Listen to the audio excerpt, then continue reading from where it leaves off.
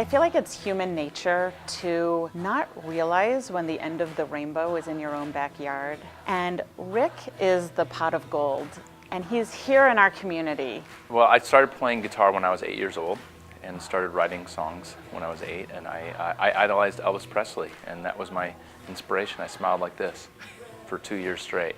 I didn't start playing Jewish music till I was in my mid-20s. I had a student who was a director of a conservative Jewish day camp here in St. Louis, Ramona Muna, who was taking guitar lessons from me because she couldn't find a song leader. She convinced me to be the Jewish song leader at her camp, which was the last thing that I thought I would be because I didn't know any Jewish music. I hadn't grown up at Jewish summer camp, and I was in a rock band. And I'd never worked with little kids before, but I took the job.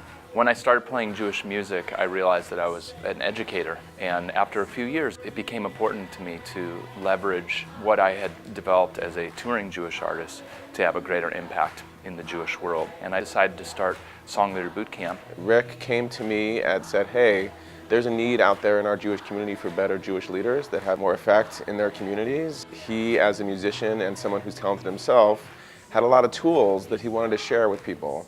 So together we worked on this project, and now it's become huge. Jewish Rock Radio is another passion and creation of Rick Recht that is an example of how he reaches the Jewish world. Jewish Rock Radio is an online radio station. You could be anywhere and have access to contemporary Jewish music that you may have never had before. And this is not just Rick's music, this is actually mostly other Jewish musicians. One of the really visionary things he does is he invites young teens who are involved in their communities to give a little short plug for the organization they're involved in and how it inspires them. The kids around the world who are listening are hearing and being inspired by their peers to get involved in the community.